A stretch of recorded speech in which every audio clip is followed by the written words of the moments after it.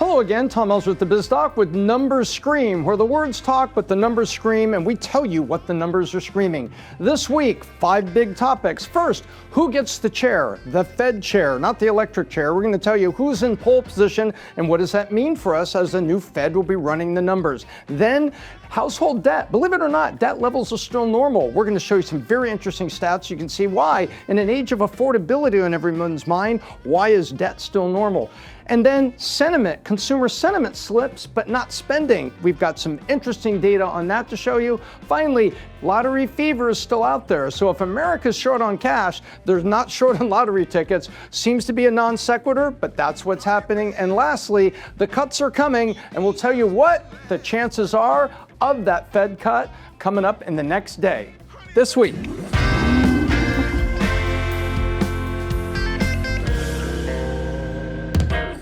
First up, who gets the chair, specifically the Fed chair? Take a look. Our friends at Kalshi have put this together for us, and you can see $7 million has been put up by the Kalshi audience, and there's a 78% chance on the accumulation of who they think's going to be there. Remember, they're not being asked, who's your favorite candidate for the Fed? It's who do you think is going to win or be the chair of the Fed, which is very different. In polling, you ask, who do you support? And then the pollsters will analyze that to tell you what the audience is saying. In prediction modeling, the audience says, well, that's who I think is going to win. That's what I think is going to be the outcome there, regardless of what my personal preferences are. See the difference? So here we go. Kevin Hassett, I think he'd be a very stable hand on the tiller of the Fed, 78% chance. And as you can take a look through the course of the year, right after Thanksgiving, boom, comments are made publicly. He starts speaking publicly. He's been on CNBC a lot.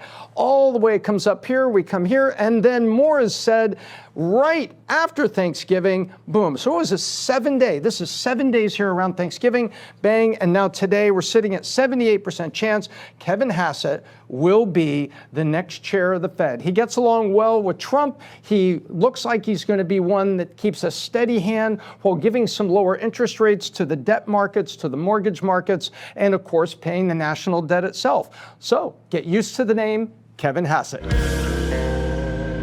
Household debt. What's a normal level over time? Let's take a look. We get this information from the Board of Governors of the Federal Reserve.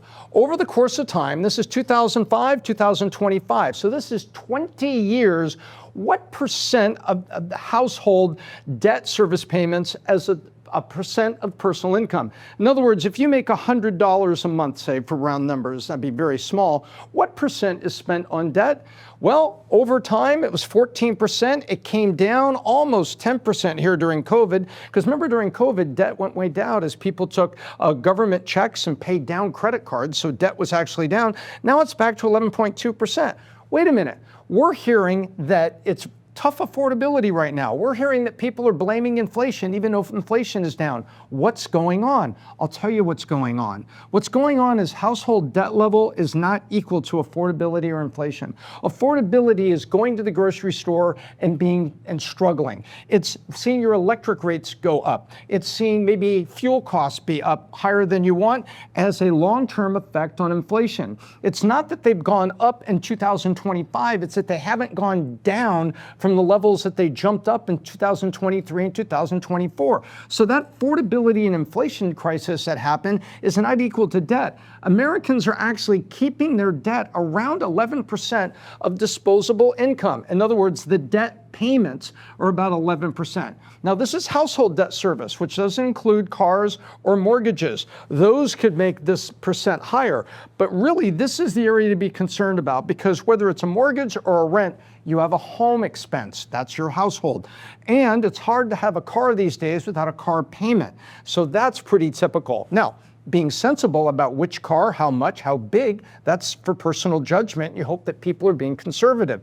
This is the debt service as a percent on personal income on household debt service. So as you can see, it's historically where it is. The catch, when they go to the grocery store, they're still feeling it. When they pay their power bills, they're still feeling it. And that is the conundrum. Consumer sentiment, it's down over the course of the year. Let's take a look and examine it. This is from the University of Michigan Survey of Consumers, a fairly reliable consumer survey that's done multiple times during the year. And this is consumer sentiment. What do they think about the future for the economy in the next 6 months, 1 year? They're asked an assortment of questions and they give their sentiment. Well, I feel it's this, I feel it's that. So this is a feeling chart. Well, at the beginning of the year, following the inauguration, it came crashing down as all those headlines about inflation will be out of control with the tariffs. Remember April 1st? Now, a lot of that was unfair to the administration because the tariffs hadn't even gone into effect yet, and the administration was busy negotiating with foreign countries and trading partners to make things better. But the perception, the sentiment was, oh my gosh, this is going to be bad, especially coming out of the inflation from 2023, 2022. People were concerned. So when it comes down all the way like this is an issue. Then we have a summer where it comes up. Guess what? They announce wins. They announce that tariffs were working. Things were there. But now going toward the second half of the year, prices haven't dropped for key things like groceries and household electricity, causing people to say, well, maybe it's inflation. It's not. It's long-term affordability. The cost of those items haven't gone back down to where they were in 2022 before the Biden inflation absolutely decimated the cost. Well, so now we're down here with a little bit of a tick up. That's consumer sentiment. Here's the part that's really interesting. Now let's look at by political party. The previous chart was all of these charts combined. The Republican, Independent, Democrat, all these folks live and work in the same country. But look at the sentiment. The Republican sentiment, 2025, it stayed strong. However, the other two parts, so this is about 42% and this is 58%, as you can see, it's driving the chart down. On the previous page, we saw this match of the chart. So we can see coming into 24 into the election, hey, the Republicans right here, guess what they're thinking? They're thinking right about there, and I'll circle it for you, things are gonna be good. Our guy has been elected. So their sentiment is up and they're willing to let the tariffs, and there's April for Republicans, there's April for Democrats, Independents. See the difference in sentiment? These people are thinking tariffs are going to be bad, what Trump is doing is going to hurt us. Republicans are like, nope, stay the course. So as you can see, that's how sentiment on one side looks like one chart, but you have to peel it back and look at the layers of the onions and see that Independents and Democrats are very much being led by the news story headlines and the fact that prices haven't come down, whereas Republicans are more like, you know what, my sentiment is okay, let's stay the course on tariffs, things are getting better, fuel costs, gasoline's been down over the course of summer, give it a chance. And ladies and gentlemen, the previous slide showing how we all think, sometimes you have to peel it back and understand how all the major subgroups think. And that is the sentiment here in December. Want to be a millionaire? Start a business or win the lottery or get an inheritance. We'll go with the lottery because at least that one you can take action on today by going down to your convenience store and buying those lottery tickets. But what's very interesting, I found this chart from Money Nation pulling together data from the Wall Street Journal in the third quarter of this year, 2025. And I wanted to look at what was being spent on various product types. Take a look at this. Lottery tickets, $75 billion will be spent on lottery tickets. But check this out. You've got movies, books, and video games not shown here. This will be more. $75 billion spent this year is more than Americans will spend on movies, books, and video games put together. So what does that tell you? Well, they may talk about affordability. They may talk about inflation. They may want to blame the president or blame Congress, but they're not stopping going out to buy lottery tickets, and it is creeping up. Look at the distance here between new cars and lottery tickets. It's about $30 billion in there. But what's interesting is, guess what?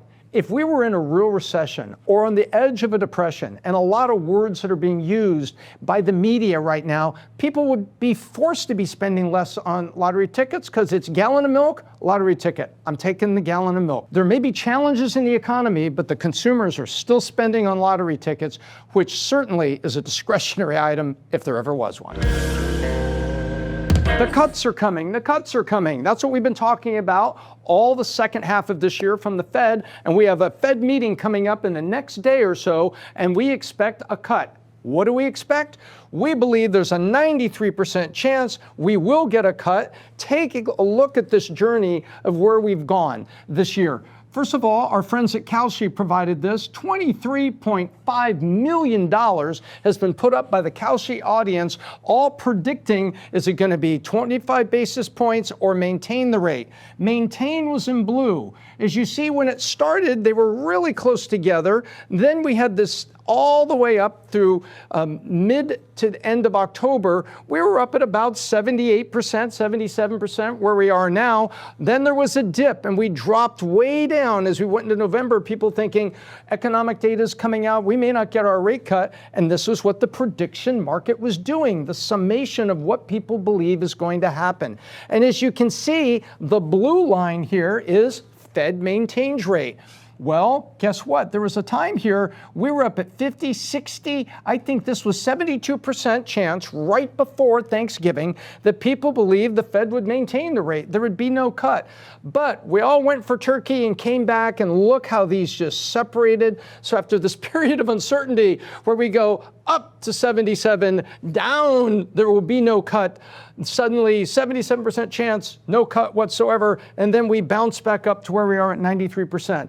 This is how prediction markets work, because as people are making their prediction in real time based on the data they see and what they believe is going to happen. And remember, inside this, there are professional investors, amateurs like you and me, and a lot of other people. But right now, looks like we're going to get a quarter point, and that's going to be it for the cuts this year. That's 3/4 of a point that we get cut this year to help mortgages, car loans, and the interest we pay on the debt, because it's all interrelated in one way or another, and that's what's going to happen.